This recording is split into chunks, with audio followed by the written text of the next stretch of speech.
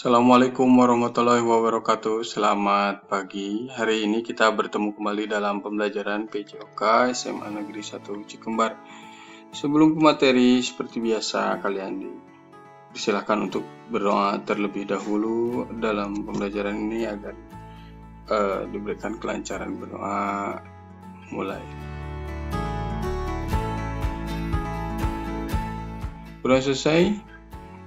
Kita langsung saja. Pada pertemuan sebelumnya, Bapak membahas mengenai aktivitas kesehatan atau aktivitas untuk menjaga tubuh agar tetap bugar, tetap sehat.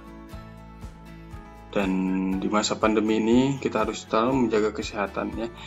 Nah, pada kesempatan sebelumnya juga dijelaskan mengenai beberapa penyakit yang dapat mengganggu kesehatan tubuh kita, terutama yang disebabkan oleh virus seperti sekarang ada virus corona. Dan hati-hati, kita harus tetap mematuhi protokol kesehatan, harus tetap ikhtiar.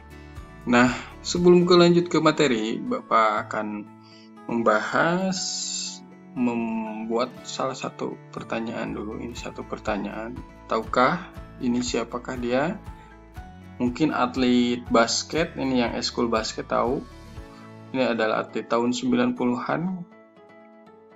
Kenapa Bapak tampilkan ini berkaitan dengan berkaitan dengan kesehatan, ya.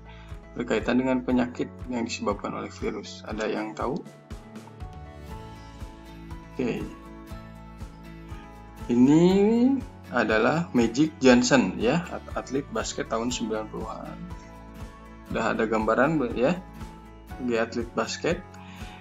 Dia itu pensiun, ya, berhenti karena terkena virus HIV/AIDS, ya, terkena virus HIV/AIDS. Jadi pada kesempatan ini kita akan membahas mengenai HIV/AIDS, ya.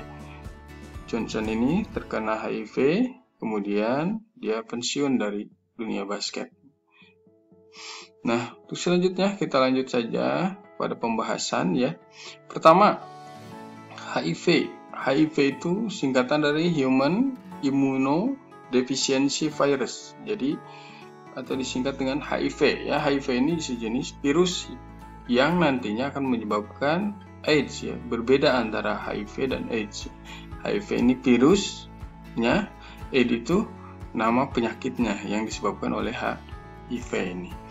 Adalah virus yang menyerang daya tahan tubuh. Jadi yang pertama itu menyerang daya tahan tubuh dulu. Jadi tidak langsung virus ini dinamakan penyakitnya nanti HIV AIDS. Tapi belum terlihat, ya. Belum terlihat. Mengalami penurunan imunitas. Nah, setelah mengalami penurunan imunitas, kemudian menyerang tubuh kita. Jadi ketika imunitas kita turun, maka berbagai penyakit akan mudah masuk. Nah, ya, dari situlah awal mulanya terjadinya HIV. Makanya kita harus tetap menjaga kesehatan kita, menjaga imunitas kita agar tetap terjaga, ya. Salah satunya dari virus HIV ini. Virus ini terkandung di dalam tubuh penderita, ya. Jadi kalau udah masuk itu dalam aliran darah, sperma, cairan vagina, air susu ibu, ya, yang udah menyusui, dan air ketuban ibu yang melahirkan. Cara penularannya kontak darah, luka, ya. Transfusi darah biasanya seperti yang melakukan donor darah itu tetap harus dicek dulu kesehatannya. Jadi kalau ada yang udah terinfeksi HIV ini tidak dianjurkan, tidak diperbolehkan untuk melakukan donor darah. Kemudian penggunaan jarum suntik yang tidak higienis bersama penderita. Kalau dokter pasti itu, ya, di setiap penggunaan suntiknya, jarum suntik itu menggunakan jarum suntik yang higienis, yang masih bagus, yang bersih. Nah, biasanya itu para pemakai narkoba, ya, biasanya menggunakan jarum suntik secara bersama-sama. Salah satu temannya, naudzubillah min dzalik, misalkan ada yang terkena HIV, itu kemudian jarum suntiknya dipakai bersama-sama, nah ini akan menyebabkan penularan HIV. Kemudian hubungan seks bebas berganti-ganti pasangan, ya. Apalagi tidak diperbolehkan dalam Islam, ya, berzina hukumnya. Apabila terjadi pada suami istri, misalkan salah satu pasangannya ada yang terkena HIV, maka dianjurkan untuk memakai pengaman, ya, dalam berhubungan seksualnya, ya. Jadi harus menggunakan pengaman apabila suami istri yang sudah menikah untuk menghindari dari penyebaran virus HIV ini. Kemudian yang selanjutnya penularan ibu kepada janin yang dikandungnya. Jadi hati-hati ibu, terutama ibu perempuan ini harus menjaga diri agar tidak terkena HIV ini, karena secara otomatis janin yang dikandungnya akan terkena virus, ya, virus HIV ini. Oke, selanjutnya apakah gejala-gejala HIV itu? Seperti apa sih sebetulnya gejalanya? Yang pertama, tidak menyadari, kadang tidak tersadari tadi, karena tidak ada gejala yang tampak, tidak tampak langsung gitu. Kemudian selanjutnya ada sebagian orang yang merasakan misalkan panas tinggi, gatal-gatal, nyeri sendi, pembengkakan pada limpa, ya, yang dapat terjadi antara 6 minggu hingga 3 bulan. Jadi tidak panas terus, misalkan gatal-gatal terus, nyeri sendi terus. Nah, ini juga harus segera dicek ke dokter, ya. Kendati infeksi HIV ini tidak disertai gejala awal seperti tadi, tidak ada gejala yang disebutkan tadi, ya, sangat mudah sekali penularan. Jadi kalau udah terkena ternyata tidak diketahui, akan mudah melalui proses tadi penularannya, ya. Ada melalui darah, kemudian jarum suntik dan lain sebagainya. Oke, satu cara yaitu kita tetap harus memeriksakan ke dokter tes HIV ini agar mengetahui kalau apalagi udah ada gejala-gejala yang udah disebutkan tadi. Lanjut saja. Bahaya HIV/AIDS. Nah, tadi Bapak jelaskan HIV itu jenis virusnya, itu nama penyakitnya, ya. Virus HIV yang masuk ke dalam tubuh manusia melalui proses penularan yang sudah disebutkan tadi, yang sudah dibahas tadi sebelumnya, ya. Jadi kemudian berkembang dan semakin menurunkan kadar imun, jadi kadar imunitasnya turun, akan mempermudah virus atau bakteri lain menyerang tubuh kita. Jadi semua berbagai penyakit akan mudah masuk ketika imunitasnya diserang oleh virus HIV ini, ya.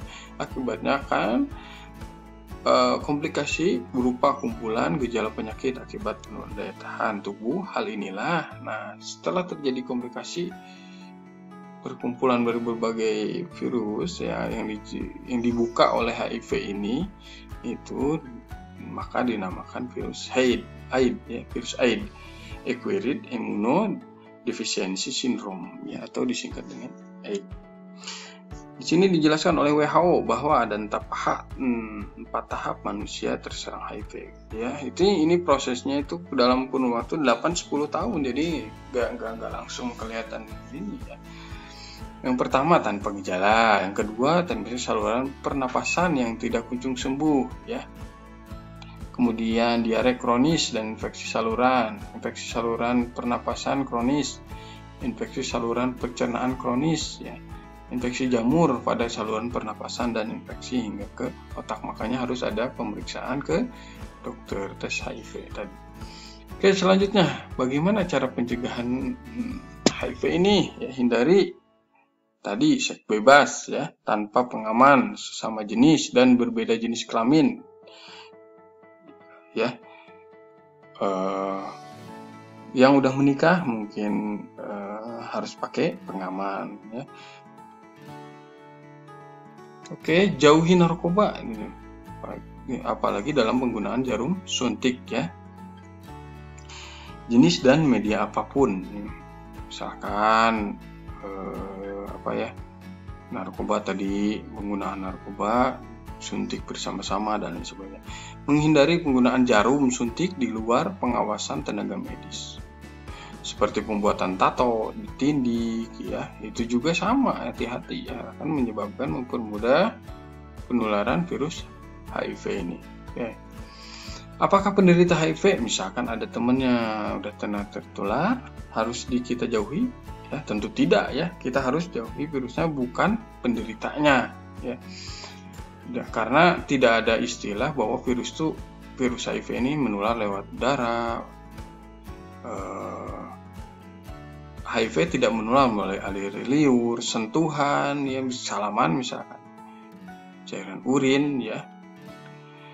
Jadi tidak misalkan di kamar mandi, misalkan takut ini bekas yang ada yang tertular HIV harus dihindari, enggak, karena tidak seperti itu. Tadi udah dijelaskan bahwa penularannya melalui darah, kemudian air mandi dan lain sebagainya. Sehingga meskipun kita berkawan dengan penderita, tidak akan tertular melalui udara, maaf ya. Salam atau pelukan atau penggunaan alat makan dan toilet bersama. Jadi tidak usah dihindari teman kita ya. Oke, itu jadi tetap semangat belajar di rumah, tetap menjaga kesehatan, hindari untuk kondisi sekarang ini, hindari kerumunan, hindari hal-hal yang menyebabkan mudahnya virus menyebar ya. Seperti berkaitan dengan HIV tadi udah Bapak bahas bagaimana cara menghindarinya, bagaimana solusi terbaik untuk kita ya, yaitu dengan cara tetap menjaga kesehatan, menjaga diri ya, menjauhi pergaulan bebas, narkoba ya. Itu yang paling penting. Terus yang selanjutnya juga meriksa ke dokter ya, adanya tes HIV ya, apalagi jika udah ada kendala-kendala yang timbul dari HIV ini ya. Oke, itu aja. Terima kasih untuk pertemuan kali ini. Semoga kalian tetap semangat belajar di rumah. Kita berdoa semoga pandemi ini segera berakhir dan kita bisa melaksanakan praktek seperti biasa di sekolah, di lapangan ya. Terima kasih. Assalamualaikum warahmatullahi wabarakatuh.